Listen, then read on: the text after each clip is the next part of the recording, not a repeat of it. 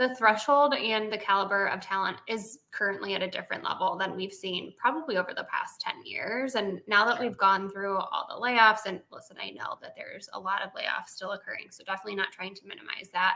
But talent is being looked at differently again. And we've sort of gone back to the threshold and caliber pre-COVID days. Like this is definitely reminding me of the times when we were in the office. I'm thinking like 2018, where our clients were just very particular about the type of level and experience and work history that they were looking for.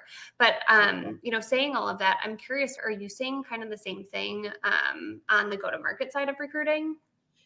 Yeah, we definitely are. We're seeing hiring managers look at candidates like under a microscope. Mm-hmm. And with that, we're seeing more rounds of interviews, more projects, like cannot emphasize the amount of The projects that we're projects? seeing. Like more interview stakeholders and just like an overall, honestly, like ton of skepticism about candidates that 3 years ago, honestly, like those same exact candidates would have been immediately like flying off of the shelves. Mm-hmm. What do you think that means for candidates, though, and their experience? I think it means a few things. I'd say, like, first, I think candidates just, I guess my advice would be change your overall expectations about interview processes. Like, I think sometimes when you're going in with specific expectations, it can be jarring. So just Sure. kind of remind yourself, candidates, you do need to be more patient around interview processes and go in with the expectation that there will likely be more rounds than you're used to the last time you interviewed, maybe other additional like hoops to jump through that again you didn't have to jump through the last time you interviewed. Mm-hmm.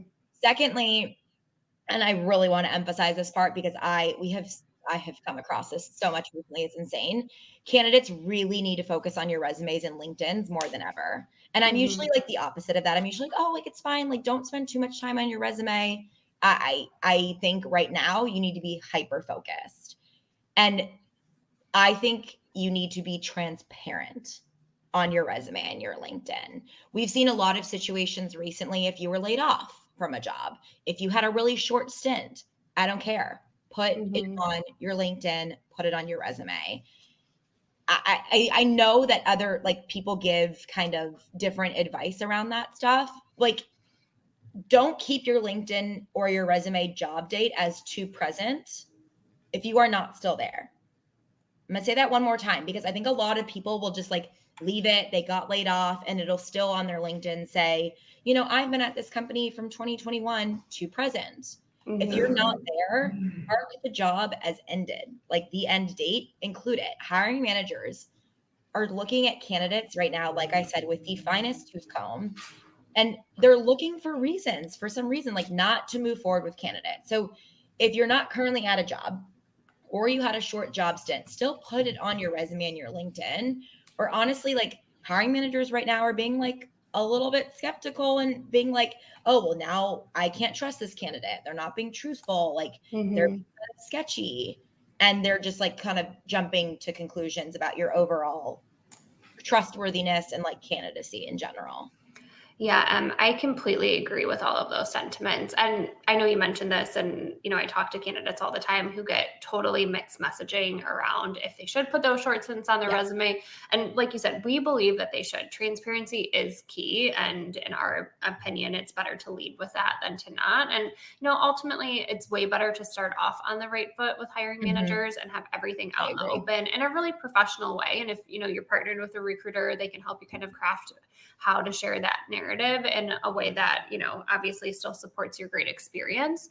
But if I you think agree. about it on the other hand, if a hiring manager finds out later, like whether it's in the interview process or maybe you got the job and they find out later, you're going to have to explain yourself, and it's not going to Right. be a fun scenario. And you've probably No. lost the trust that you've already built with them. So use the space on your LinkedIn and your resume to explain any short stints, or if you were impacted by layoffs, put it all out there. I think, there's different ways that people can share this information. We've been saying this for years.